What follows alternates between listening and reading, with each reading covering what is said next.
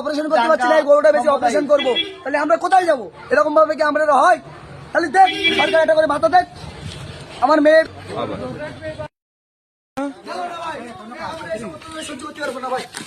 হ্যাঁ দাদা, তোমার গরু বিক্রি করতে দিচ্ছে না? আমার গরু আমরা কি করে চালাবো পেট? আমরা পেট চালাবো কি করি? তো কি বলতে চাচ্ছে? ওরা বলতে যাচ্ছে আমাদের তাড়াই দিল হাটের থেকে। আমরা কেন হাটের থেকে তাড়াবে? আমরা কি কুরবানি করবো না এবার? কারা তাড়িয়ে দিল? কারা? হাটের লোকেরাই আমাদের বাঁধতে দিল না গরু। এই বাড়ি যাচ্ছি হচ্ছে। এই গরু নিয়ে বাড়ি যাচ্ছ? হ্যাঁ, এই গরু নিয়ে আমাদের বাড়ি যেতে হচ্ছে। তাহলে কি কুরবানি কি এবার আর হবে না? সেটা আমরা কি করে বলবো? বড় বড় সরকাররা আমাদের বলছে, বারণ করছে, কি করবো? তাহলে সরকারের কাছে বলতে হবে। সরকার যে আমাদের একটা আবেদন, যদি আমাদের গরু কাটা বন্ধ করে দেয় তাহলে তারা কিনে নেয়, কিনে নেয় আমাদের টাকা দিয়ে দেয়, তারা খোদায় ভগবানের নামে ছাড়ুক না। আমাদের এই গরুগুলো কি করবো? আমরা পড়বো না? তোমার নাম কি? আমার নাম দেব বিশ্বাস। দেব বিশ্বাস।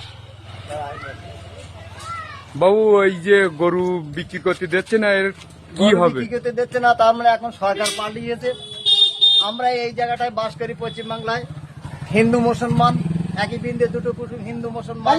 বলে গেছে মুসলিম তার নয়নমণি, হিন্দু তার প্রাণ। হ্যাঁ। আমাদের রবীন্দ্রনাথ ঠাকুর, কবি নজরুল ইসলাম এবং আমাদের নেতাজি সুভাষচন্দ্র দেশ স্বাধীন করেছে, তাতে আমরা সেই ভারতবর্ষে বাস করি পশ্চিমবাংলায়।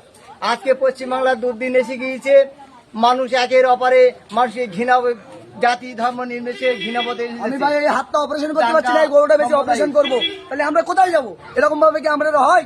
তাহলে দেখ সরকার একটা করে ভাতা দেখ আমার মেয়ের। আমরা এই গরুটা বেশি আমার মেয়ের বিয়ে দেবো, 2 লাখ টাকা দেখ আমার। তাহলে গরু বিক্রি করতে দিচ্ছে না হাটে? আমার হাতটা অপারেশন করবো, কি করে করবো? গরুটা নেই না সরকার, আমাদের আবেদন সরকারের কাছে। আমরা কি করবো এরকম ভাবে?